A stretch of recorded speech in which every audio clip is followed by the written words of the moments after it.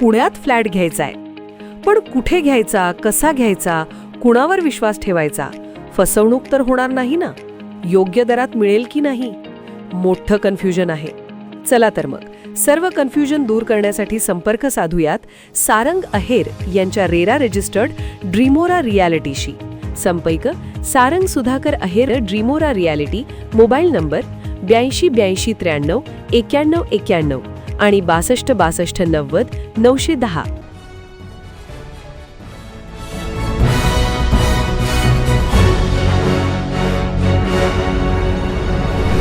आपण पाहत आहात BCCN न्यूज. विविध मागण्यांसाठी सिटू महिला कर्मचाऱ्यांचे 1 दिवसीय जेल भरो आंदोलन. अंगणवाडी सेविका, मदतनीस, आशा वर्कर, पोषण आहार कर्मचारी हजारोच्या संख्येने सहभागी. कामगार विरोधी 4 श्रमसंहिता रद्द कराव्या, योजना कर्मचाऱ्यांना सेवेत कायम करावे यासह इतर प्रलंबित मागण्यांसाठी सिटू संघटनेच्या वतीने आज जिल्हाधिकारी कार्यालयावर आक्रोश मोर्चा काढत 1 दिवसीय देशव्यापी जेल भरो आंदोलन करण्यात आले.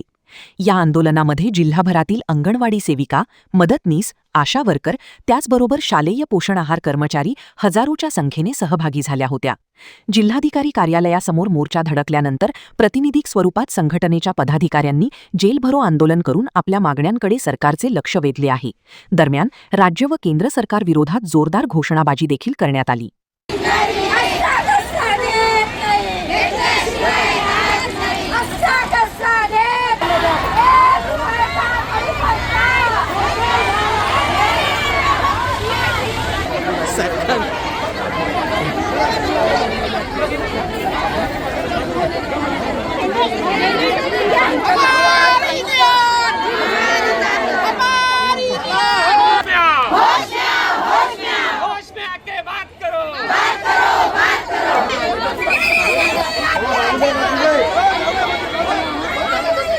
या सरकारनं आमचा असा घात केलाय.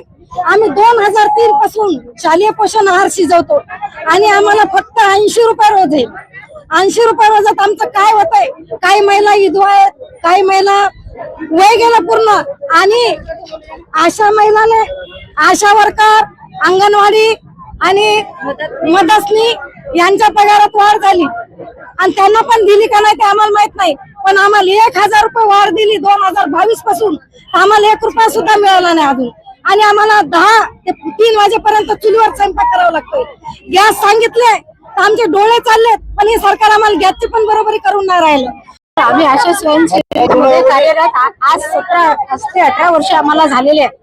पण आमच्या मानधनामध्ये जे आमच्या मनासारखी वाढ झालेली नाहीये आणि वाढत्या महागाईमुळे आमच्या मुलांचं पालन पोषण करणं आम्हाला खूप म्हणजे महागामध्ये जात आहे.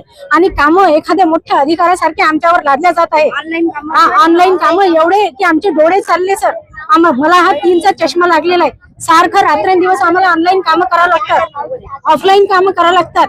त्याच्यानंतर आता तर आम्हाला बीएलओचे कामं दिले सर. त्या बीएलओच्या कामाचा सुद्धा आम्हाला काहीच मुद्द्याचा काही लवलेश नाही.